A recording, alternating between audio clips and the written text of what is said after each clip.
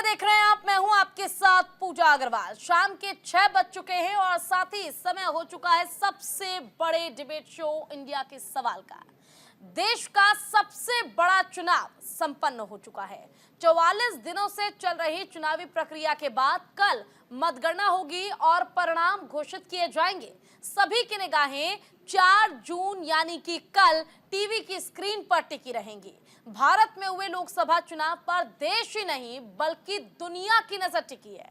अधिकांश exit poll ने प्रधानमंत्री नरेंद्र मोदी की जीत हैट्रिक लगाने का अनुमान लगाया है। वहीं एग्जिट पोल की धमक तमाम देशों में सुनाई दे रही है। हर कोई ये जानने के लिए उत्सुक है कि भारत का अगला पीएम आखिर कौन होगा और कौन सी पार्टी की सरकार बनने जा रही है। पाकिस्तान के साथ गलबैया करने वाला चीन भी उन्हीं देशों में से एक है जो एग्जिट पोल के आंकड़ों के बाद हिंदी चीनी भाई भाई का नारा दोहराने लगा है। एग्जिट पोल के अनुमान पर चीन भी खुश नजर आ रहा है। चीन के मुखपत्र ग्लोबल टाइम्स ने अपने एक लेख में मोदी के फिर से पीएम बनने पर दोनों देशों में संबंध सुधरने की बात कही है। बता दें कि चीनी मीडिया को लेकर माना जाता है कि उस पर चीन की सरकार का पूरा नियंत्रण है, यानी कि ये सारी बातें चीनी सरकार की देखरेख में लिखी गई हैं। और ऐसे में सवाल ये उठता है कि चीन अगर उम्मीद जता रहा है कि पीएम मोदी के फिर से आने के बाद संबंध अच्छे होंगे, तो चीन अपनी ओर से कदम क्यों नहीं बढ़ा रहा है। सवाल तो ये भी उठता है कि जिस एग्जिट पोल को लेकर तमाम देश अपने रिएक्शन दे रहे हैं, तो वहीं दूसरी ओर विपक्ष इस एग्जिट पोल को फेक बता रहा है। आज हम इसी पर चर्चा करेंगे। उससे पहले देखिए एक छोटी सी खास रिपोर्ट।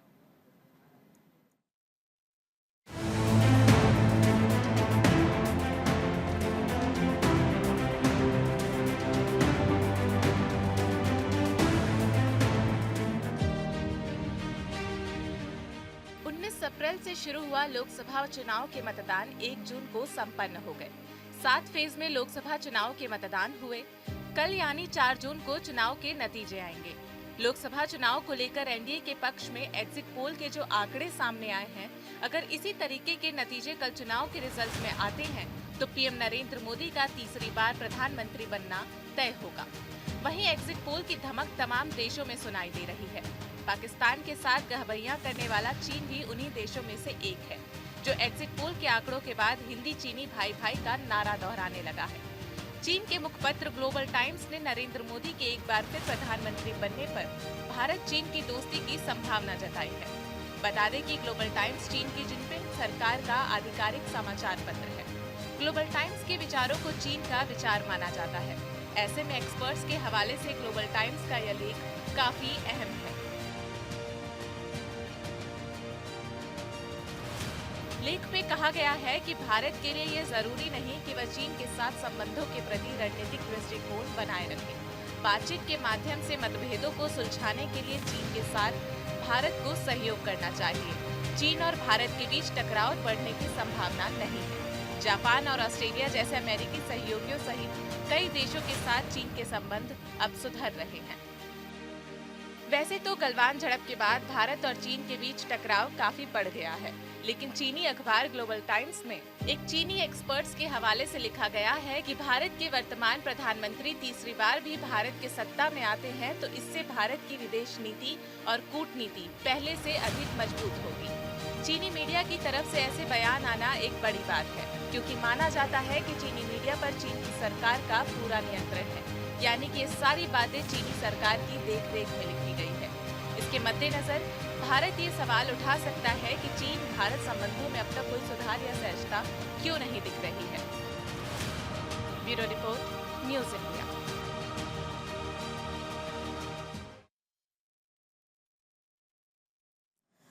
चले, रिपोर्ट तो अब आपने देख ली। अब हमारे साथ गेस्ट का पैनल जुड़ चुका है। डॉक्टर अनिल गुप्ता हैं, प्रवक्ता हैं बीजेपी के, हमारे साथ जुड़ गए हैं। साथ ही संजीव श्रीवास्तव जी हैं, विदेश मामलों के जानकार हैं, वो भी हमारे साथ जुड़ गए हैं। सबसे पहले तो आप दोनों का स्वागत करना चाहूंगी न्यूज इंडिया पर। और निरंजन पोद्दार जी भी हमारे साथ जुड़ गए, राजनीतिक विश्लेषक है, उनका भी स्वागत।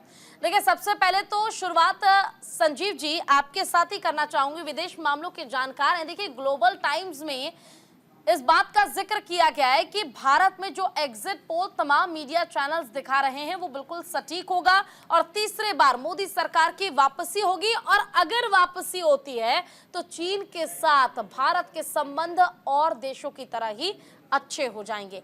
आखिर इसे आप कैसे देखते हैं? मैं आपकी आवाज नहीं सुन पा रहा। सर, क्या आपको मेरी आवाज आ रही है?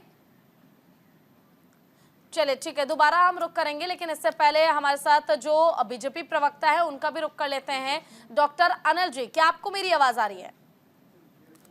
जी नमस्कार, मुझे आपकी आवाज आ रही है। जी अनिल जी, ग्लोबल टाइम्स चीन का एक ऐसा पेपर जिसमें इस बात का जिक्र किया गया कि तीसरी बार भी मोदी सरकार की वापसी तय है, और मोदी सरकार की वापसी होती है तो चीन के साथ भारत के संबंध और बेहतर हो जाएंगे। इसे आप कैसे देखते हैं? क्या वाकई इंटरनेशनल लेवल पर भी भारत की जो पहचान धीरे धीरे बन रही है ये आगे और बेहतर होने वाली है? जी आपने ठीक कहा। पिछले 10 साल में जिस तरीके से मोदी सरकार ने काम किया है, पूरे विश्व में अगर आप देखिए, आप चाहे अमेरिका हो, चाहे अफ्रीकन कंट्रीज हो, चाहे चाइनीज हो, चाहे जापानीज हो, कोई देश का राष्ट्रपति माननीय मोदी जी को बॉस बोलता है, कोई उनके पैर छूता है, कोई उनको फॉलो करता है। तो पिछले 10 साल में पूरे विश्व के अंदर भारत की धाक आगे बढ़ी है, और अब पूरा विश्व भारत की को लोहा मानता है, भारत का लोहा मानता है और भारत का अनुसरण भी करता है। और हमारी शुरू से ही नीति रही है कि हमें पड़ोसियों के साथ मधुर संबंध रखने चाहिए। पहले ये होता था कि हम आंख नीची करते थे, आज हम बराबरी की बात करते हैं और आंख में आंख डाल के बात करते हैं। अब हम पूरे विश्व की 5वीं सबसे बड़ी अर्थव्यवस्था है, और अगले 1-2 साल में हम तीसरी अर्थव्यवस्था बसने वाले हैं। जिस तरीके से पूरा विश्व में भारत को एक मार्केट के रूप में देखा जा रहा है, भारत की शक्ति बढ़ी है। आज चाहे अनुसंधान की बात हो, आज चाहे रक्षा की बात हो, चाहे एक्सपोर्ट की बात हो, सब जगह भारत का सिक्का जमा हुआ है। तो जितने भी विश्व में देश हैं, बड़े देश हैं, वो सब आप देखिए, जितने भी इंटरनेशनल डिस्प्यूट हो रहे हैं, चाहे यूक्रेन और रशिया का लड़ाई हो, चाहे बाकी देशों की, आज भारत की मध्यस्थता सब करना चाहते हैं। सब चाहते हैं कि भारत आके बीच में उनको सुलझाए। किस तरीके से हमने देखा, जब हमारे बच्चे बीच में विदेशों में युद्ध में फंसे हुए थे और पाकिस्तान के भी फंसे हुए, तो हमारा भारतीय झंडा लेके वो आगे निकल के आया, उस युद्ध से निकल के आया। और सभी जगह इंटरनेशनल लेवल पे सभी देशों ने कहा कि भारतीय झंडे का सम्मान बढ़ा है।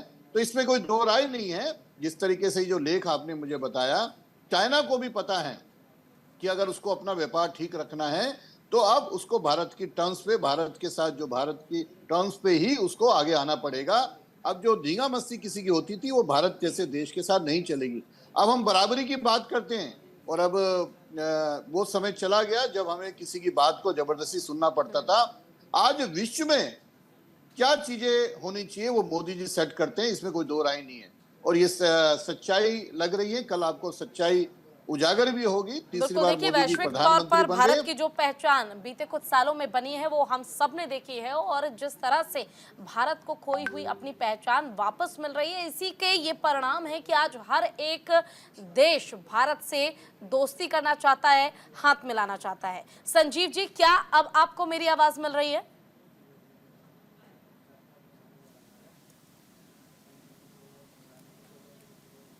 जी संजीव जी, देखिए, ग्लोबल टाइम्स जो है चीन का एक पेपर जिसने कहा कि तीसरे बार मोदी सरकार की वापसी होनी तय है, और वापसी का तो जिक्र किया ही गया, लेकिन साथ ही साथ वहां पर एक और महत्वपूर्ण बात कही गई। कहा गया कि अगर मोदी सरकार की वापसी होती है तो चीन के साथ भारत के संबंध और मधुर होंगे और बेहतर होंगे। आखिर इसे आप कैसे देखते हैं? किस तरीके से इसे देखा जाए और समझा जाए? देखिए, मैं इसको स्पष्ट रूप से देखता हूँ कि चाइना एक ऐसा राष्ट्र है जो कि शक्ति के सामने वो सिर झुकाता है, शक्ति का सम्मान करता है, लेकिन वो एक ऐसा राष्ट्र भी है जो कमजोरियों को एक्सप्लॉइट करने से नहीं चूकता। उसकी जो रणनीतिक थिंकिंग है उसमें डिसेप्शन यानी धोखा देना उसका इंटीग्रल पार्ट है, और उसकी जो नीतियां हैं विस्तारवादी, निवेशवादी, अवसरवादी, आधिपत्यवादी तो हैं ही। और ऐसे चाइना को ये जो प्राइम मिनिस्टर मोदी के नेतृत्व का नया भारत है वो बहुत अच्छी तरह से समझता है। चाइना के साथ कोई भी नेगोशिएशंस, कोई भी बातचीत, संबंधों का किसी भी तरीके का मैनेजमेंट तभी अच्छे तरीके से किया जा सकता है जब उसे पोजीशन ऑफ स्ट्रेंथ के साथ किया जाए, जब उसे शक्ति के साथ किया जाए। और आप देखिए कि पिछले 10 वर्षों में भारत के प्रधानमंत्री श्री नरेंद्र मोदी के नेतृत्व में भारत ने लगातार अपनी पोजीशन ऑफ स्ट्रेंथ चाइना के समक्ष सशक्त और मजबूत बनाया है। और जब मैं पोजीशन ऑफ स्ट्रेंथ की बात करता हूं तो मैं 3 उसमें फैक्टर्स की बात करता हूं। पहला, जो भारत का जो मिलिट्री डिप्लॉयमेंट है, जो भारत की सैनिक शक्ति है, वो लगातार सशक्त और मजबूत हुई है और उसे हमने सीमा पर तैनात करके रखा हुआ है। किसी भी तरीके के लिए ये नया भारत तैयार है। दूसरा, जो भारत का जो बॉर्डर एरियाज का इंफ्रास्ट्रक्चर डेवलपमेंट प्रोग्राम है, उसको भी हमने टाइम बाउंड मैनर में तेज गति से बढ़ाया है। ऐसी ऊंची ऊंची सड़कें, ब्रिजेस, टनल्स बनाए हैं कि जो कि विश्व में रिकॉर्ड्स में शामिल हो चुके हैं। Guinness book of the world records में कई सड़कों का नाम शामिल हो चुका है। साथ ही साथ भारत का जो इंटरनेशनल कोलैबोरेशन है, चाहे वो क्वाड का इनिशिएटिव हो, चाहे वो अन्य इनिशिएटिव, अन्य लोकतांत्रिक राष्ट्रों के साथ चाइना के खतरे को लेकर के सशक्त और मजबूत हुआ है। साथ ही साथ भारत ने एक बात मैं और भी इसमें ऐड करना चाहूंगा कि भारत ने चाइना को ये स्पष्ट कर दिया है कि यदि चाइना भारत के साथ उसी तरीके का पहले जैसा संबंध, नॉर्मल संबंध चाहता है, तो चाइना को सीमा पर जो उसने विवाद की स्थितियां खड़ी कर रखी हैं, उसको जो है दूर करना होगा। चाइना को concrete actions on the ground पर लेकर के दिखाने होंगे। जो भी रिमेनिंग इश्यूज बचे हुए हैं उसको रिजॉल्व करने की तरफ कदम बढ़ाना होगा। तो भारत की ये जो पोजीशन ऑफ स्ट्रेंथ के साथ चाइना के साथ बातचीत करने की वजह से आज आप देखिए तो चाइना भारत का सम्मान कर रहा है, भारत के सामने सिर झुका रहा है। भारत के साथ वो अभी इस बात की उम्मीद कर रहा है कि अच्छे संबंध होंगे, मधुर संबंध होंगे। ये उसी वजह से हुआ है क्योंकि हम चाइना के साथ शक्ति के साथ, पोजीशन ऑफ स्ट्रेंथ के साथ डील कर रहे हैं। और मेरा मानना है कि आने वाले समय में भारत प्रधानमंत्री, लेकिन संजीव जी, एक बड़ा सवाल ये है, देखिए चाइना काफी सशक्त देश है, यह हम सभी जानते हैं। ऐसे में भारत के साथ अगर दोस्ती का हाथ बढ़ता भी है तो लाजमी सी बात है कुछ शर्तें जरूर होंगी, लेकिन उन शर्तों को क्या चाइना मानेगा? और अगर उन शर्तों को मानता है तब तो चलिए ठीक है, दोस्ती हो सकती है, भारत के साथ संबंध जो है वो मधुर हो सकते हैं। लेकिन अगर शर्तों को नहीं माना गया तो आखिर ये संबंध कैसे सुधरेंगे? किस तरीके से जो है इन्वेस्टिंग की बात कर ले या डिफेंसिव सेक्टर में हम बात कर ले, इस तरीके से न केवल चाइना के जरिए भारत मजबूत हो बल्कि भारत के जरिए फाइनेंशियल तौर पर चाइना को भी और मजबूती मिल सके। ये आपने बहुत ही अच्छा प्रश्न उठाया है और मेरा ऐसा मानना है कि चाइना शक्ति जो भारत दिखा रहा है, जो ताकत दिखा रहा है, जो पोजीशन ऑफ स्ट्रेंथ दिखा रहा है, उसको आधार पर भारत आगे भी जैसे डील करेगा। और मेरा विश्वास है कि ऐसा ही इसी तरीके की जो है पोजीशन ऑफ स्ट्रेंथ को हम आगे भी बनाए रखेंगे। तो ऐसे में चाइना के सामने भारत के साथ कोऑपरेट करने के सिवा कोई विकल्प नहीं है। चाइना भारत के साथ किसी भी तरीके का विवाद खड़ा करके वो अपना नुकसान स्वयं करेगा। तो आप जानते हैं कि भारत के बाजारों से चाइना बड़ा फायदा, बड़ा मुनाफा उठाता रहा है। लेकिन यदि चाइना का जो व्यवहार इसी तरीके का बना रहा तो भारत के साथ भी उसको मीडियम टू लॉन्ग टर्म में, शॉर्ट टर्म में तो भले ना हो, क्योंकि एक डिपेंडेंसी बहुत लंबे समय की, कई दशकों की है, तो उसको कम करने में समय लगेगा। लेकिन मीडियम टू लॉन्ग टर्म में चाइना को एक बड़ा जो है आर्थिक नुकसान भारत से भी होगा और अन्य लोकतांत्रिक राष्ट्रों से भी होगा। और चाइना की इकोनॉमी आप जानते हैं वर्तमान समय में अच्छा परफॉर्म नहीं कर रही है, वो एक स्लो डाउन की स्थिति में जा रही है। और वहाँ के चाहे रियल एस्टेट की बात कर लें, बैंकिंग सेक्टर्स की बात कर लें, अन्य की सेक्टर्स अच्छा परफॉर्म नहीं कर रहे हैं। ऐसे में भारत जैसे एक बड़े लोकतांत्रिक बाजार के साथ यदि वो अपने संबंध खराब करता है तो मीडियम टू लॉन्ग टर्म में उसका बड़ा नुकसान होने जा रहा है। एक बात मैं यहाँ पे और ऐड करना चाहूंगा कि चाइना इतनी बड़ी जो एक आज वो बड़ी सैनिक शक्ति बन जाने का दम्भ भरता है, बड़ी आर्थिक शक्ति बन जाने का जो दम्भ भरता है, वो जो आर्थिक शक्ति वो बना वो अंतर्राष्ट्रीय सहयोग से ही बना। जब 1979 में चाइना ने इकोनॉमिक रिफॉर्म शुरू किए तो विश्व भर की जो बड़ी औद्योगिक कंपनियां थी उन्होंने वहां पर निवेश शुरू किया, सप्लाई चेन स्थापित की। China factory of the world बन करके उभरा और विश्व ने चाइना को बाजार भी प्रोवाइड कराए। भारत ने भी अपने बाजार चाइना के लिए। लेकिन अब जब चाइना विश्व के सहयोग से इतनी बड़ी आर्थिक शक्ति बन गया है तो उसी पैसे के बल पर वो विश्व पर अगर वो शासन करने की मंशा रखता है तो वो मंसूबे कामयाब नहीं होंगे। यदि विश्व चाइना को आर्थिक शक्ति बनाने के लिए अपना हाथ बढ़ा सकता है तो आने वाले समय में विश्व अपना हाथ खींच भी सकता है। और जब दुनिया अपने हाथ को, अपने सपोर्ट को चाइना से खींचेगी तो मेरा मानना है कि जो मीडियम टू लॉन्ग टर्म में चाइना को बड़ा नुकसान होगा और चाइना को इस बात को समझना होगा। इसी वजह से मैं कहता हूं कि भारत जैसे बड़े जो है आर्थिक शक्ति के साथ, सामरिक शक्ति के साथ यदि चाइना कोऑपरेट नहीं करेगा, अच्छे संबंध बना करके नहीं रखेगा, तो इसका सबसे बड़ा खामियाजा पूजा जी चाइना को ही भुगतना पड़ेगा। ठीक है, हमारे साथ निरंजन जी भी जुड़े हुए हैं। निरंजन जी, आपका रुख करते हुए आपसे जानना चाहूंगी, राजनीतिक तौर पर क्या संभावनाएं लग रही हैं? देखिए, आज ग्लोबल टाइम्स, यानी कि सिर्फ भारत में ही नहीं, सिर्फ अपने देश में ही जिक्र नहीं हो रहा एग्जिट पोल का, सिर्फ भारत के लोगों की ही नजर नहीं टिकी हुई है, बल्कि विदेश में भी बैठे लोग इंतजार कर रहे हैं कि सबसे ज्यादा लोकप्रिय नेता प्रधानमंत्री नरेंद्र मोदी की क्या वापसी होगी भारत में। और अगर वापसी होती है तो चाइना खुद अपनी तरफ से एक इनिशिएट ले रहा है, एक कदम आगे बढ़ा रहा है, जिसके जरिए दिखाने की कोशिश ये हो रही है कि अगर पीएम मोदी आते हैं, पीएम बनते हैं, तो चाइना के साथ रिश्ते और बढ़िया होंगे और अच्छे होंगे। तो क्या संभावनाएं लगती हैं राजनीतिक तौर पर? देखिए प्रीति जी, इस चीज को आपको समझना पड़ेगा। चुनाव तो भारत के अंदर मेरे हिसाब से आज के 10 वर्ष पहले भी हुआ करते थे, लेकिन इतनी क्यूरियोसिटी कहूं या इतनी जिज्ञासा कहूं विश्व के अंदर कभी आपने देखी है कि भारत के चुनाव परिणामों का क्या चुनाव परिणामों के ऊपर जिस तरीके से पूरे विश्व के जो अग्रणी देश हैं उनकी नजरें टिकी हुई है, और वहां पे यानी कि भारत से ज्यादा जिज्ञासा या उत्सुकता आज विश्व बिरादरी देखती है। तो इसका क्या कारण है? इसका कारण ये है कि जिस तरीके से पिछले 8-10 वर्षों के अंदर भारत ने अपनी आत्मबल को पहचाना है, और भारत ने अपने आप को, जिसको कहते हैं कि एक प्रतिकार करना सीखा है, चाहे सीमाओं के ऊपर हो, चाहे वो आंतरिक भारत के अंदर हो, या चाहे समझ लीजिए विदेशी धरती पे जाकर के अगर कोई कार्रवाई करनी पड़े तो उससे भी नहीं चूक रहा। तो कहने का तात्पर्य ये, इसलिए आज जो विश्व बिरादरी है वो इस चीज को समझ रहा है कि जो भारत आज तक अपेक्षु था, वो भारत आज की तारीख में लोगों को सापेक्ष हो रहा है। कैसे आपने देखा होगा कि जिस तरीके से आज कई जगह ऐसे मौके आपको नजर आएंगे कि जहां पे ऐसा लगेगा कि ये चीजें पहले भारत कभी नहीं करता था। कुछ महाशक्तियां थी जो इन चीजों को, जैसे किसी का कोई जहाज अगर अगवा हो गया, अगर जहाज के ऊपर कब्जा कर लिया, समुद्री डकैतों ने कब्जा कर लिया, तो उस जहाज को, दूसरे देशों के जहाज की बात बता रहा हूं, तो उनको छुड़ाने के लिए कुछ महाशक्तियां होती थी जो केवल वो ही कार्रवाई करती थी। आज भारत की नौसेना वहां जाती है और उन चीजों के ऊपर कार्रवाई करती है।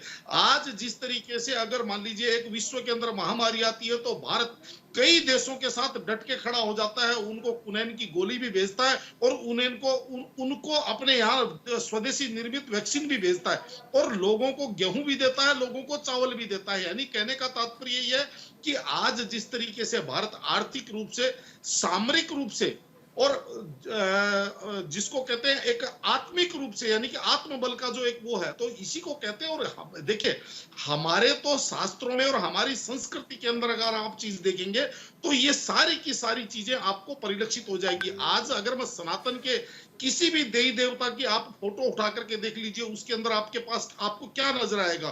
पहली बात, उनके चेहरे के ऊपर करुणा और एक मुस्कान नजर आएगी। चाहे भगवान राम की देख लीजिए, चाहे देवी माता की देख लीजिए, चाहे लक्ष्मी माता की देख लीजिए, चाहे सरस्वती माता की देख लीजिए, पहली बात उनके चेहरों के ऊपर एक करुणा भरी मुस्कान नजर आएगी, और एक हाथ में शस्त्र नजर आएगा और एक हाथ से आशीर्वाद नजर आएगा। तो ये तो हमारे पूर्वजों ने, हमारे शास्त्रों ने हमें ये चीज सिखाई है कि आप शस्त्र में भी आप सामर्थ्यवान हो और शास्त्र में भी आप सामर्थ्यवान हो। और इसी को कहते हैं, क्योंकि जैसे पहले हमारे यहाँ हुआ करता था, देखिए आप किसी को कितनी अप्रिय लगे, लेकिन केवल अगर आप ये सोचें कि भाई केवल क्षमा से या केवल अहिंसा से सब कुछ हो जाएगा, ऐसा नहीं है। हमारे यहाँ कहा जाता है ना कि क्षमा सोबती उस भुजंग को जिसके कंठ में गरल हो, उसको क्या जो नीर सीर सरल हो।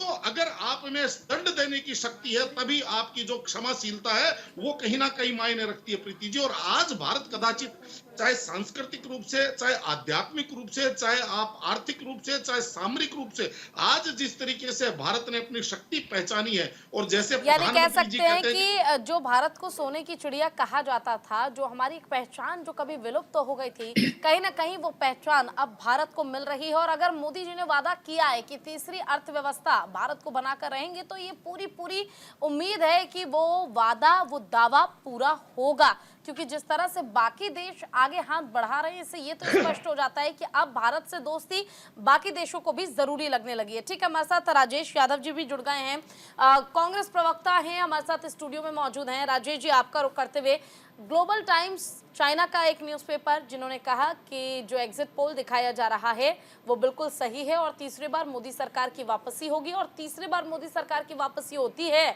तो हम भारत के साथ दोस्ती का हाथ बढ़ाने के लिए तैयार हैं। इस पर आपकी क्या प्रतिक्रिया? देखिए, ग्लोबल टाइम में जो लिखा है, क्या हमें सर्टिफिकेट ग्लोबल टाइम से चाहिए, विदेशी लोगों से चाहिए? क्या एग्जिट पोल सही हैं, ख़राब हैं? एग्जिट पोल तो सही भी होते हैं और ख़राब भी हुए हैं देश में। बहुत सारी विधानसभा, बहुत सारे ऐसे चुनाव आए हैं जिसमें सही भी साबित हुए हैं और ख़राब भी हुए हैं। एक देश हमें सर्टिफिकेट दे रहा है और हम उस पर जो है उसकी तारीफ़ कर रहे हैं। हाँ, ये है कि हमें विदेशी जो भी देश हमारी सीमाओं से लग रहे हैं उनसे अच्छे संबंध बनाने चाहिए। और इस समय देश के अंदर सीमाओं पर कोई ऐसा देश नहीं है जो हमारे साथ खड़ा हो। बहुत सारे देश जो हमारे साथ थे, नेपाल था, श्रीलंका था, बांग्लादेश जो पाकिस्तान के 2 टुकड़े करके बनाया गया था, ये सब बहुत बड़ा भारत के एहसान थे इन बहुत सारे देशों पे। तो अब देखिए धीरे धीरे सब देश जो है सारे हमसे पिछड़ गए हैं। कोई भी सरकार आए, जो भी सरकार आए, चाहे कांग्रेस की आए, बीजेपी की आए, किसी की भी आए, मेरा तो ये मानना है कि जो सीमाओं पर जो देश हैं हमारे मिलते जुलते, सबसे महत्वपूर्ण संबंध रखना चाहिए। क्या कारण हैं कि चीन उनको अपनी तरफ आकर्षित कर रहा है, जबकि श्रीलंका में बहुत सारे चीज़ें जब आपदा आती है तो हमारा देश मदद करता है उनको, फिर श्रीलंका के साथ खड़े हैं वो। तो बहुत सारे मालदीव है, मालदीव हमसे चला गया, बहुत सारी चीज़ें हैं। इस पर नई भी जो भी सरकार आएगी वो काम करना चाहिए उस पर, और काम करना भी करेगी भी जो भी आएगी। तो आप देखिए, हमें एक जो क्वेश्चन आपने पूछा था, विदेश का एक मीडिया है उस पर हम डिबेट कर रहे हैं, उसने ऐसा कहा, तो ये हमारे देश का कोई कहता, उसकी बात होती, इस पर होता तो मुझे अच्छा भी लगता, लेकिन एक विदेशी सर्टिफिकेट दे रहा है तो उस पर हम डिबेट कर रहे हैं, जो कि हमारे सदैव दुश्मनी मानता है, दुश्मन देश है हमारा, और उस देश के हम मतलब तारीफ कर रहे हैं। संबंध तो देखिए वो ऐसा है, लेकिन राजीव जी, आपको नहीं लगता कि दुश्मनी दोस्ती में अगर बदल रही है तो इससे अच्छा और क्या होगा? देखिए, दुश्मनी दोस्ती में बदल जाए तो बहुत अच्छी चीज़ है, इससे बढ़िया कुछ नहीं है। लेकिन आप देखिए ना, कितने साल हो गए, कभी बदला वो? बहुत मीठी बात करता है, फिर 2 कदम आगे बढ़ जाता है, फिर मीठी बात करता है, 2 कदम आगे बढ़ जाता है। आप ये तो देखिए, फिर वो दुश्मनी जैसी बात करता है, फिर जब लगता है तो फिर वो फिर सॉफ्ट हो जाता है। तो बहुत संभल के चलने की, चीन से बहुत समझ के चलने की ज़रूरत है। देखिए, पाकिस्तान और भी जो हमारी सीमाओं पर देश लग रहे हैं, किसी की कितनी बड़ी वो टक्कर नहीं ले पाएगा। इनको तो 1 हफ्ते में भारत में मिला लिया जाएगा अगर देश चाहे तो। लेकिन क्या है, हमें चीन से बहुत संभल के चलने की है। चीन बहुत चतुर और बहुत ही मतलब जो है पल पल पे बदलने वाला देश है। अच्छा, एक सवाल और है मेरे मन में, राजेश जी, जरूर पूछूंगी आपसे वो सवाल, लेकिन फिलहाल ये चर्चा आगे भी जारी रहेगी। आप सभी हमारे साथ जुड़े रहिएगा। वक्त यहाँ पर छोटे से ब्रेक का है, ब्रेक के बाद जल्द लौटेंगे। चलिए, तो ब्रेक के बाद एक बार फिर से स्वागत है आप सभी का। हमारे साथ हमारे गेस्ट का पैनल लगातार जुड़ा हुआ है। अनिल गुप्ता जी का रुख कर लेते हैं, बीजेपी प्रवक्ता हैं। अनिल जी, देखिए, आपने राजेश यादव जी को सुना, कांग्रेस प्रवक्ता है, उनका साफ कहना है कि अगर चीन ये कह भी रहा है कि हम दोस्ती का हाथ बढ़ाएंगे तो भी भारत को सावधान रहना चाहिए, क्योंकि चीन बहुत स्मार्ट है, बहुत तेज है, 2 कदम आगे चलता है और ऐसे में भारत को पीछे ढकेलने का काम चीन कर सकता है भविष्य में। इसलिए बीजेपी को ज्यादा खुश होने की जरूरत नहीं है, और ना ही विदेशी अखबार की बात में क्या उनके चक्करों में पड़े आप? देखिए, हम किसी के चक्कर में नहीं पड़े। आपने डिबेट किया तो हमें बुलाया तो हम उसमें आए हैं। आज भारत के दूसरे देश से कैसे संबंध हो, ये भारत तय करता है, कोई तीसरा मुल्क तय नहीं करता। माने मोदी जी ने कहा है, आज अगर हमें रशिया से तेल लेना है तो चाइना या अमेरिका हमें डिक्टेट नहीं करता, हम लेते हैं। आज अगर इजराइल से हमारे संबंध हैं तो हमारे संबंध हैं, हमारे फिलिस्तीन से भी संबंध है। मैं आज ताजा एक फोटो आपको बताना चाहता हूं जो मीडिया में आई है। मालदीव एक ऐसा देश है जिसने इजराइल नागरिकों को अपने यहाँ बैन किया, आज सुबह ही बैन किया, और तुरंत ही इजराइल ने अपने ऑफिशियल एक्सपोज पे मोदी जी की लक्षद्वीप वाली फोटो डाली, उसमें क्या लिखा कि इजराइल के नागरिकों का लक्षद्वीप में स्वागत है। क्या शो करता है कि दूसरा एक मुल्क है इजराइल, उसको इतना कॉन्फिडेंस है हमारे मोदी जी पे कि वहां सिर्फ वो बीच पे एक फोटो बैठ के, कुर्सी पे बैठ के उन्होंने बीच की फोटो डाली लक्षद्वीप की, और पूरे विश्व में ये आ गया कि Lakshadweep is a good destination. तो ये दर्शाता है कि हमारी नीति कैसी है। आज हमें किस देश से क्या संबंध रखने, अमेरिका से क्या रखने, किससे रखने। आप देखिए आज विश्व में सबसे ज्यादा पॉपुलस जो देश है वो भारत है, सबसे ज्यादा यंग देश है भारत है, सबसे ज्यादा आईटी के लोग, सबसे ज्यादा क्वालिफाइड टेक्नोक्रेट आज पूरा विश्व हमारे पास देख रहा है। अभी भी हमने परसों ताजा आंकड़े देखे रहे, विश्व में सबसे ज्यादा जीडीपी 8.3 अगर किसी की, भारत की। चाइना की कितनी आई? 2 से भी नीचे। अमेरिका की कितनी आई? उससे भी कम। कई देशों की माइनस आई। आज अगर जीडीपी सबसे ज्यादा है तो भारत की है। तो पूरा विश्व हमारी तरफ देख रहा है। बहुत सारे देश भारत के प्रधानमंत्री जी भारत के पास आते हैं कि हमारी समस्या का समाधान करो। इसलिए भारत, जो पहले हम विश्व गुरु बोलते थे, सही मायने में विश्व गुरु की तरफ बढ़ रहा है। आज हम खुद तय करते हैं कि हमारे दूसरे मुल्क से 2 दुश्मन देश हैं पर हमारे उनसे संबंध है। चाइना और अमेरिका हो सकते हैं, रशिया और यूक्रेन हो सकते हैं। हमारे यूक्रेन भी हमसे बात करता है और रशिया भी हमसे बात करता है। तो इस मामले में क्योंकि हमारा देश है, हमारा सशक्त प्रधानमंत्री है, लीडर हैं, एक हमारे पास ऐसे मोदी जी लीडर हैं जो विश्व उनको अपना लोहा मानता है, जो विश्व उनको सुनता है, उनको फॉलो करता है। आज अगर 2 मुल्कों में लड़ाई होती है तो वो कहीं ना कहीं डायरेक्टली इनडायरेक्टली मोदी जी को अप्रोच करते हैं समाधान के लिए। सच्चाई है। और ये किस लिए हुआ? मोदी जी ने हमेशा कहा कि मैं अकेला नहीं हूं, देश के 140 करोड़ से ज्यादा देशवासियों की जो ताकत है, जो पिछले 10 साल उन्होंने देशवासियों ने मोदी जी पे कॉन्फिडेंस रखा, और जो कल रिजल्ट आने वाले, मैं तो बहुत ज्यादा ऑप्टिमिस्टिक हूं। देश के नागरिकों का जो मोदी जी में विश्वास है, उसकी वजह से पूरे भारत की धमक पूरे विश्व में है। इसलिए आज हमारी जो फॉरेन पॉलिसी है, देखिए हम शांति प्रिय देश हैं। आजादी के बाद हमारा हमेशा से रहा, हमारी फॉरेन पॉलिसी में कोई ज्यादा डाइवर्जन नहीं हुआ। ये जरूर है अब हम आंख में आंख डाल के बात करते हैं, हम आंख नीचे बात नहीं करते। आपको याद है रक्षा मंत्री जी ने क्या कहा था फॉरेन बॉर्डर पे कि अब ऐसा देश है जो पहले गोली नहीं चलाएगा, और अगर किसी ने पहले गोली चलाई तो फिर आपको गोलियां गिननी नहीं पड़ेगी, आपको खुली छूट है, आपको कुछ भी करे।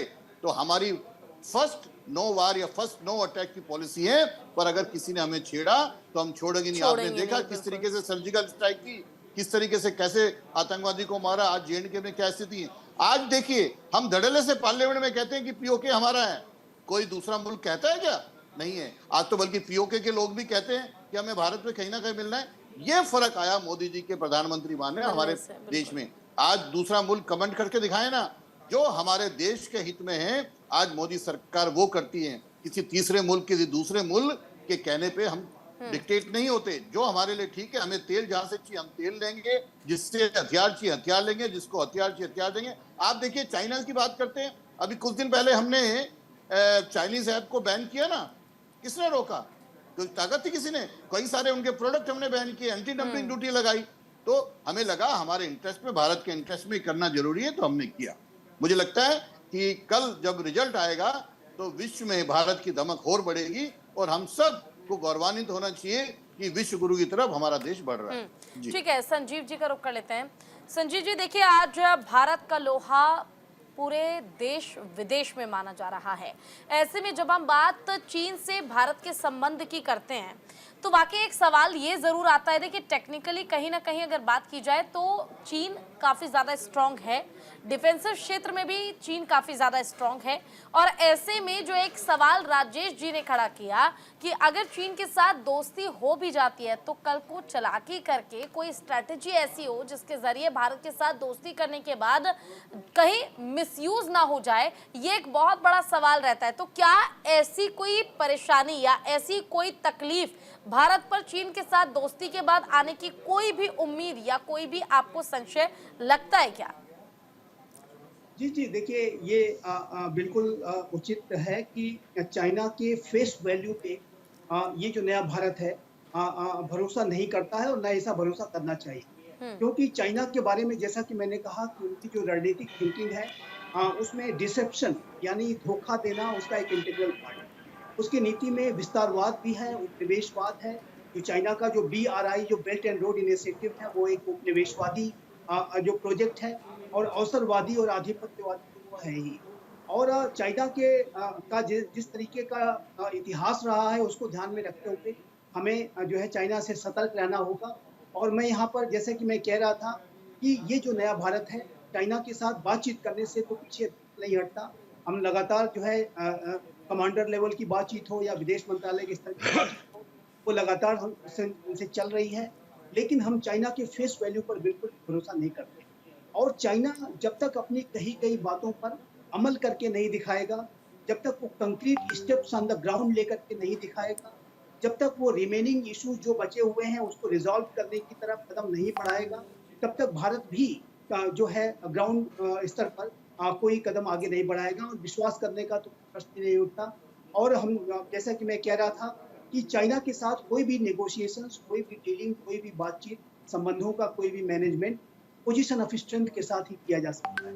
और ये जो नया भारत है प्राइम मिनिस्टर मोदी के नेतृत्व का, वो ताकत दिखा रहा है चाइना को। और इसी वजह से चाइना, आप देखिए तो उसके सुर बदले बदले नजर आ रहे हैं। वो जो है अब वो मधुर संबंधों की बात करने लगा है, लेकिन उसकी इन बातों पर हमें नहीं आना है।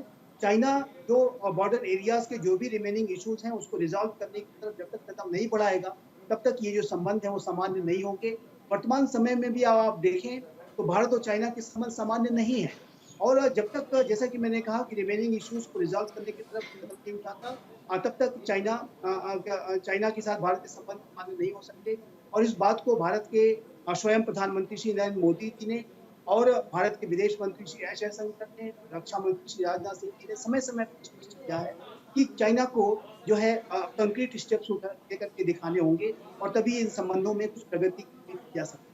लेकिन एक लार्जर स्तर पर एक और दूसरी बात मैं अवश्य कहना चाहूँगा, कि जो भारत और चाइना के बीच में जो संबंधों में जो तनाव है, उसको यदि हमें परमानेंट तरीके से रिजॉल्व करना है, तो इंडिया चाइना बॉर्डर एरियाज का जो क्लियर और प्रॉपर डिमार्केशन होना चाहिए। और ये जो जब तक क्लियर और प्रॉपर डिमार्केशन के लिए बातचीत नहीं शुरू होती है, तब तक इन संबंधों में आने वाले समय में भी तनाव बना रह सकता है। लेकिन ये जो बातचीत अगर नहीं शुरू हो रही है, तो उसके पीछे सबसे बड़ा कारण यही है कि चाइना के राष्ट्रपति शी जिनपिंग बेहद महत्वाकांक्षी हो चुके हैं, और ये महत्वाकांक्षी व्यवहार करते हैं। और उनकी, चाहे वो ताइवान हो, चाहे वो साउथ चाइना सी हो, चाहे वो सिंगापुर आइलैंड हो, चाहे वो इंडिया चाइना बॉर्डर एरियाज हो, सभी पर एक विस्तारवादी मंशा उनकी है। और चाइना की ये जो विस्तारवादी सोच है, ये जो आधिपत्यवादी सोच है, अवसरवादी सोच है, वो यदि ऐसे ही बनी रहती है, उसमें अगर बढ़ोतरी आती है, तो चाइना अपने लिए सबसे बड़ी मुसीबत पैदा करती है। भारत के उत्थान और विकास को रोक नहीं सकती। भारत विश्व की एक महाशक्ति बनकर के उभर चुका है। भारत के प्रधानमंत्री श्री नरेंद्र मोदी के नेतृत्व का ये जो नया भारत है, आने वाले समय में विश्व के मामलों में बड़ी भूमिकाएं अदा करने जा रहा है। चाहे वो यूक्रेन का संकट आप देख लीजिए, चाहे वो आतंकवाद की चुनौती देख लीजिए, वातावरण का परिवर्तन का संकट हो, चाहे वो ग्लोबल कॉमन्स को सुरक्षित रखने की बात, इंडो पैसिफिक रीजन के डेमोक्रेटिक रूल्स बेस्ड ऑर्डर बनाए रखने की बात, हर जगह भारत की जो भूमिका है लगातार बढ़ रही है। इंडो पैसिफिक रीजन ही नहीं, बल्कि मिडिल ईस्ट रीजन के राष्ट्र भी भारत के नेतृत्व से परिचित हैं, और वो भारत को I2U2 जैसे इनिशिएटिव में, India middle east Europe economic corridor जैसे इनिशिएटिव में एंगेज करना चाहते हैं। तो ये भारत का जो उत्थान और विकास चाइना रोक नहीं सकता है। चाइना को यदि अपने हितों की चिंता है, तो उसे भारत के साथ सकारात्मक सहयोग करना होगा। उसके सिवाय ठीक है, निरंजन जी का रुख करते हैं। निरंजन जी, देखिए ये नया भारत है, 2047 तक का विजन जो है भारतीय जनता पार्टी ने, एनडीए ने तय किया है कि 2047 तक देश को उस स्थान पर लाना है जिसकी कल्पना कभी किसी ने नहीं की होगी, सर्वश्रेष्ठ भारत को बनाना है। ऐसे में राजनीतिक तौर पर देखिए एक सवाल ये भी उठता है, जहाँ जिस तरीके से राजेश जी ने भी कहा कि भरोसा हम नहीं कर सकते हैं, लेकिन इलेक्शन के टाइम पर ही इस तरह से ग्लोबल टाइम्स में एक खबर छपना जिसमें दोस्ती का जिक्र होना, और कहीं ना कहीं चीन को इलेक्शन के दौरान यह एहसास होना कि अगर अब दोस्ती का हाथ नहीं बढ़ाया तो अगले 5 साल और शायद 2047 तक अगर हमने भारत के साथ हाथ नहीं मिलाया तो चीन का बहुत बड़ा नुकसान है। क्योंकि बाकी देशों में आपने देखा होगा जिस दौरान जंग हुई, जिस दौरान काफी लड़ाई झगड़ा हुआ, नुकसान हुआ, तो प्रधानमंत्री नरेंद्र मोदी को मामले को सुलझाने के लिए और वहां पर कॉम्प्रोमाइज करवाने के लिए बुलाया गया। भारत की तरफ से फूड जो है और जरूरत की जो चीजें हैं वो एक्सपोर्ट कराई गई। तो कहीं ना कहीं आपने वो भी देखा होगा, पीएम मोदी जब विदेश में जाते थे तो उन्हें देखने के लिए लोगों की भीड़ इकट्ठा हो जाती थी। कहीं ना कहीं चीन को अब इस बात का एहसास हो चुका है कि भारत के साथ हाथ मिलाने का अब सही समय आ चुका है। अगर नहीं मिलाया तो नुकसान का सौदा हो जाएगा। देखिए प्रीति जी, मेरा ये मानना है कि जिस तरीके से चाइना के बारे में हम देख रहे हैं, चाइना विस्तारवादी और जिसको कहते हैं पूंजीवादी के साथ साथ चाइना एक व्यापारी देश भी है। और अगर किसी जैसे हमारे यहाँ कहा जाता है ना, किसी व्यापारी के मंगर में मार लीजिए, उसकी पीठ में मार लीजिए, उसको ज्यादा फर्क नहीं पड़ता, लेकिन जब उसके पेट पे लात पड़ती है तो वो कहीं ना कहीं तिलमिला जाता है। आज चाइना के साथ भी कदाचित भारत को उसी नजरिए से देखना पड़ेगा। और जब मेरे हिसाब से जितना हमारा इंपोर्ट चाइना से हो रहा है, सरकार को इस बारे में गंभीरता से विचार करना चाहिए।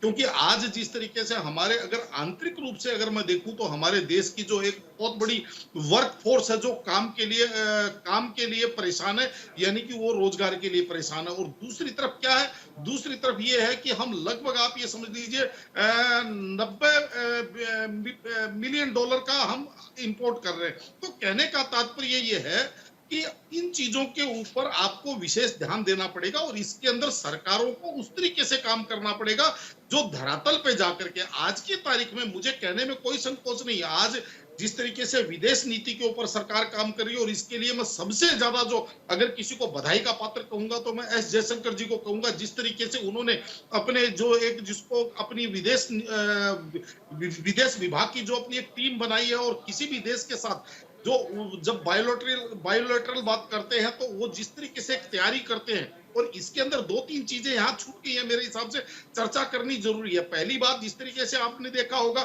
पिछले 8-10 वर्षों के शासनकाल के अंदर हमें ऐसा लगा कि भारत कहीं अमेरिका की तरफ ज्यादा झुकता हुआ दिख रहा था, लेकिन अभी जो चाबहार एयरपोर्ट का, चाबहार बंदरगाह का जो वहां पे जो अभी भारत के साथ जो करार हुआ है ईरान को लेकर के, उसको लेकर के अमेरिका ने भी आंखें तरेरी, लेकिन भारत ने उसकी चिंता ही नहीं करी, उसकी परवाह ही नहीं करी। तो एक बात। दूसरी बात, आज तक ऐसा मेरे जीवन काल में प्रीति जी मैं देखता आया हूं कि कोई भी व्यक्ति, चाहे वो गोपाल सिंह चावला हो, चाहे वो नीचर हो, चाहे वो कोई भी हो, भारत के अंदर कितनी भी गंदी, कितनी भी भयानक गतिविधियां करके अगर बॉर्डर पार कर जाता है तो भारत केवल और केवल विनतियां करने के अलावा कभी ऐसा कुछ नहीं किया था। ऐसा क्या बीत गया कि कुछ वर्षों के अंदर कि कुछ अज्ञात लोग, आज फलाने अज्ञात ने फलानी जगह फलाने आतंकवादी की हत्या कर दी, आज फलाने अज्ञात बंदूकधारियों ने फलाने आतंकवादी को स्वर्ग में भिजवा दिया। कहने का तात्पर्य यही है, कहीं ना कहीं भारत उस हर चीज की तरफ हर वो जतन कर रहा है जो एक सशक्त और जिसको कहते हैं विकसित राष्ट्र को करना चाहिए, उस दिशा में भारत चल रहा है।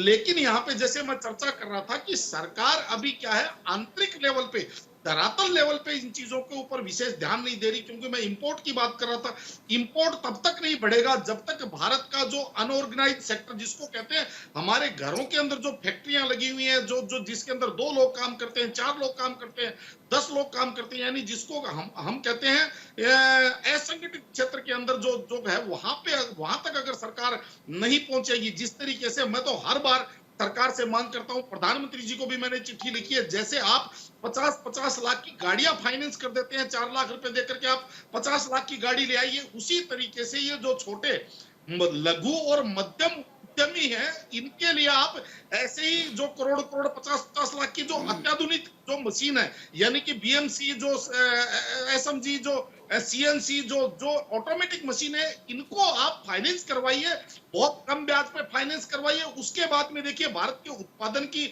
स्पीड देखिए, गुणवत्ता देखिए, और उस लागत मूल्य देखिए, कहीं ना कहीं चाइना पीछे छूट जाएगा भारत से।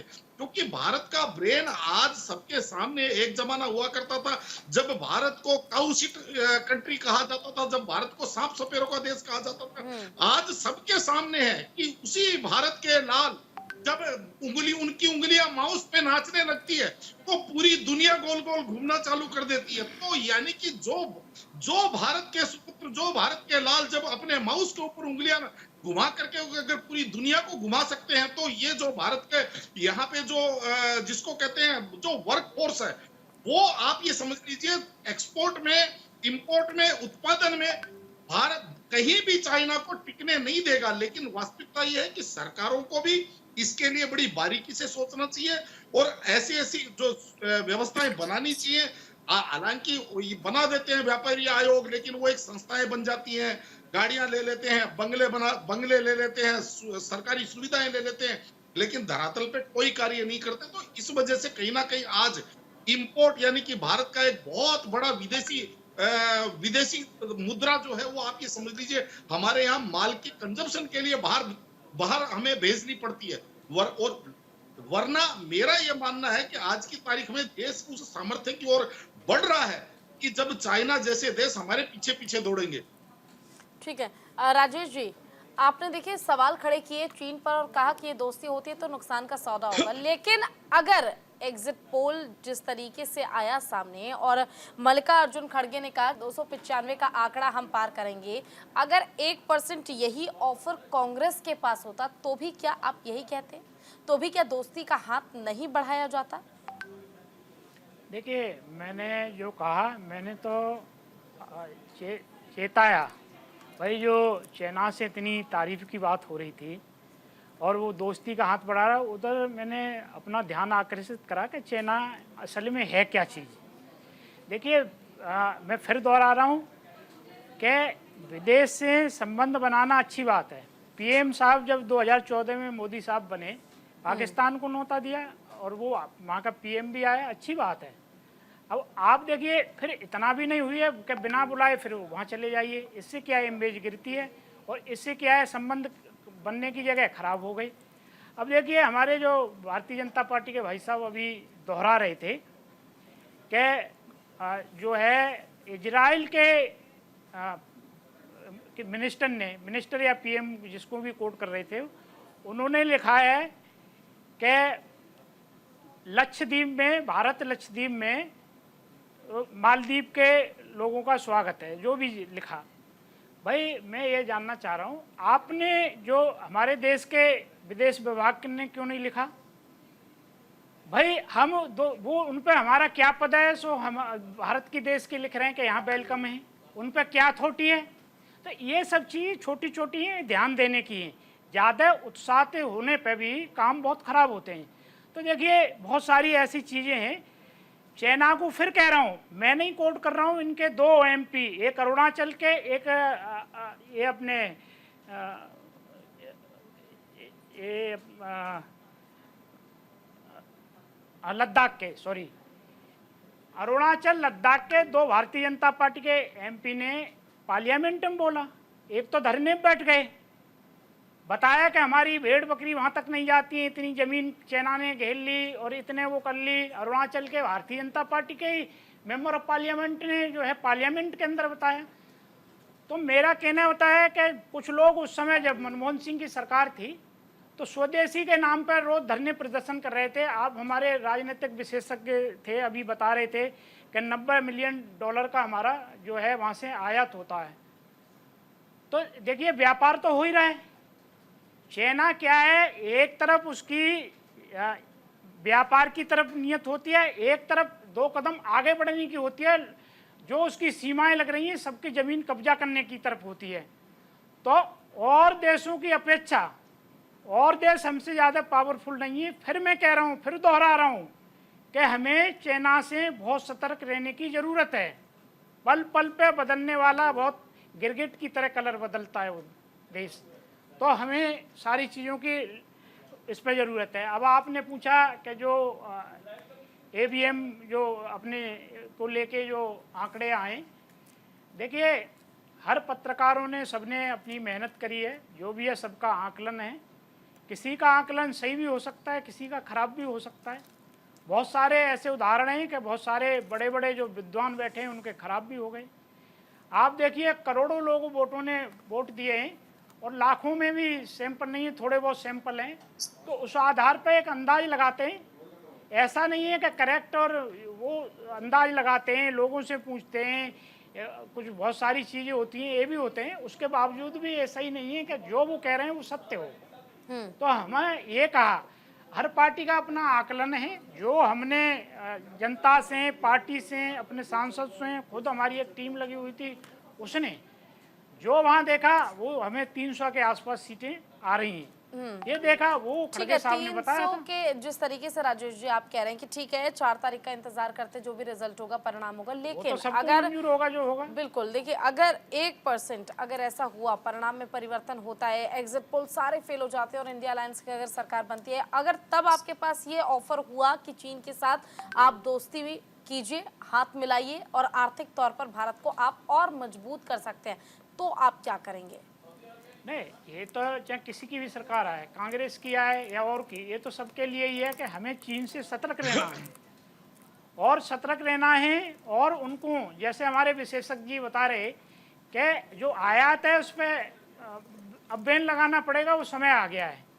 क्योंकि जब तक उसके पेट पे लात नहीं लगेगी तब तक वो ठिकाने आने वाला नहीं है। तो बहुत सारी चीज़ें हैं, हम कहने में और करने में बहुत चीज़ों में ज़मीन आसमान का फ़र्क होता है। तो कोई भी है, मैं तो कह रहा हूँ सबसे ज़्यादा हमें चाइना से हर चीज़ से सतर्क रहने की ज़रूरत है। उसकी नीयत ठीक नहीं है, कभी नहीं रही, किसी भी देश के प्रति नहीं रही। भारत की नीयत सदैव ठीक रही। भारत में जो अपने देश है वो कभी नहीं चाहता कि हम किसी को खून खराबा करें, किसी की ज़मीन कब्जा करें। हाँ, जब सिर पे आ जाती है तब वो अलग चीज़ है। बहुत सारी चीज़ें हैं, सिर पे आ जाएगी तो वो बहुत चीज़ें हैं। फिर भी हमें एक चाइना के साथ बहुत सतर्कता के साथ वार्तालाप भी करना है। जो भी आगे कदम बढ़ाना है उसमें हर दृष्टि से देखना है। ये नहीं देखना है कि वही चाइना से बात कर रहे हैं, इसने जो पहले कहता था अब इसमें अंतर आ गया है, उसमें कभी अंतर नहीं आएगा और ना अंतर वाला आने वाला देश है वो। ठीक है संजीव श्रीवास्तव जी, देखिए साफ तौर पर कहा जा रहा है कि अभी भी हमें सतर्क रहने की जरूरत है, ये तो राजेश जी का मानना है। लेकिन क्योंकि अब हमारे पास समय भी कम है और आखिरी रिएक्शन जो मैं आप लोगों से लेना चाहूँगी, ये जो बात कही गई ग्लोबल टाइम्स में, क्या ये भारत के लिए आने वाले समय में एक अच्छा वक्त ला सकती है, भारत के लोगों के लिए अच्छा वक्त ला सकती है? संजीव जी, क्या आपको आवाज़ आ रही है मेरी? ठीक है, दोबारा आऊँगे आपके पास। निरंजन पोद्दार जी, आपसे जान लेते हैं, क्या भारत के लिए अच्छा वक्त आने वाला है अगर चीन के साथ दोस्ती होती है तो? देखिए प्रीति जी, आपको ये चीज भी समझनी पड़ेगी, भारत के साथ एक दुर्भाग्यपूर्ण स्थिति और भी है, और वो ये है कि जैसे हमारे यहाँ देसी कहावत है ना कि पूरे गांव से लड़ा लेकिन घर में आकर के हारा। हमारे यहाँ आंतरिक रूप से कुछ राजनीतिक लोग या कुछ आंतरिक रूप से, जैसे आपको पता है जनरल बिपिन रावत जी कहा करते थे कि भारत को 2.5 मोर्चों के ऊपर लड़ना पड़ता है। तो वो जो 0.5 वाला जो मोर्चा है ना, कहीं ना कहीं वो भारत को वो ज्यादा दुखी करता है। और वरना जो आप कह रहे हैं कि जो आसान भी या सुखद या बहुत अच्छे दिन या उस चीज की हम बात करें, तो निश्चित रूप से देखिए हमारे यहाँ जिसको कहते हैं ना कि जब आप समृद्धशाली होते हैं, जब आप पुरुषार्थ करते हैं, तो वो कहते हैं ना कि कर बुलंदी को बुलंद इतना कि खुदा खुद बंदे से पूछे बता तेरी रजा क्या है। तो उसी तरीके से अगर आप सामर्थ्यशाली होंगी, तो जिस तरीके से आज आपके योगा को 160 देश योगा डे के रूप में मनाते हैं, जैसे आज आपकी आयुर्वेदा को विदेश भाग भाग करके उसके ऊपर थीसिस कर रहे हैं, जैसे आज आपके जो सांस्कृतिक राष्ट्रवाद को पूरा विदेश आज भारत कहीं जाता है तो विदेशी राष्ट्राध्यक्षों को ताजमहल का प्रतीक चिन्ह भेंट नहीं करता है, आज वो गीता भेंट करता है प्रीति जी। तो कहने का तात्पर्य वो गीता को जिस तरीके से माथे से लगाते हैं विदेशी राष्ट्राध्यक्ष, तो कहने का तात्पर्य ये है कि आपके अंदर आपका आत्मबल होना चाहिए, आपके अंदर पुरुषार्थ होना चाहिए और आपके अंदर एक दृढ़ निश्चय होना चाहिए। उसके बाद में सारे के सारे आपके सामने नतमस्तक होने अनिवार्य हैं। ठीक है अनिल जी, देखिए दोस्ती का हाथ बढ़ता है तो क्या ये हाथ बड़ी सावधानी के साथ भारत को बढ़ाना चाहिए, और अगर प्रधानमंत्री पीएम मोदी बनते हैं दोबारा से तो क्या इसके जरिए समझा जाए कि बाकी देशों के साथ भी संबंध और बेहतर होंगे? देखिए, चाहे चाइना हो चाहे कोई और मुल्क हो, आज भारत की विदेश नीति क्या है? भारत का जिसमें हित है भारत वही काम करता है। भारत को अब डिक्टेट कोई नहीं करता। भारत का हित है चाइना से व्यापार करने में तो भारत करेगा बिल्कुल। भारत का हित अगर नहीं है तो नहीं करेगा। मैंने बताया कि कितनी सारी चीजों पे एंटी डंपिंग ड्यूटी लगी, चाइनीज ऐप को बैन किया, क्या अब भारत को कोई डिक्टेट करने वाला कोई मुल्क नहीं है। सही मायने में भारत विश्व गुरु की तरफ बढ़ रहा है, और जिस तरीके से 10 साल में काम हुए, सबसे ज्यादा फॉरेन एक्सचेंज आजादी के बाद आज भारत के पास है। अभी आपने देखा, परसों की बात देखी, जो हमारा सोना बाहर रखा हुआ था 100 टन वापस आरबीआई लेके आया, नहीं आया। एक समय वो था कि हम अपनी अर्थव्यवस्था को ठीक करने के लिए सोना गिरवी रखते थे, और आज हमारा भंडार 800 टन से ज्यादा है। आज हमारा फॉरेन एक्सचेंज सबसे ज्यादा है। हेलो जी जी बोलिए। तो बोलिए। इस तरीके से आज जो रिस्पॉन्सिबल होता है आज बोलिए अनिल जी। आज जिस तरीके से भारत विदेश में व्यापार करता है, विदेश नीति है, आज हमारे छात्र वहां पर हैं, आज हमारा आईटी में सिक्का चलता है, तो जिसमें भारत का हित होगा। अभी कांग्रेस के प्रवक्ता कह रहे थे वो इजराइल वाली, अरे मैंने एक एग्जाम्पल दिया था, जब मालदीव के सरकार ने इजराइल के नागरिकों को अपने यहाँ बैन किया, चले यानी एक साफ घंटे तौर के पर कह अंदर सकते हैं इजराइल कि के अब वो अगर उन्होंने पीएम पिक्चर मोदी डाली, की वापसी तो किस होती है तरीके तो से हमारी तमाम विदेश देशों नीति के में नहीं साथ होता है। संबंध और बेहतर होंगे, जिसके जरिए न केवल भारत में फाइनेंशियली बल्कि डिफेंसिंग सेक्टर में भी बहुत ज्यादा फायदा होने वाला है। फिलहाल आप सभी का बहुत बहुत शुक्रिया हमारे साथ जुड़ने के लिए। फिलहाल के लिए बस इतना ही। नमस्कार।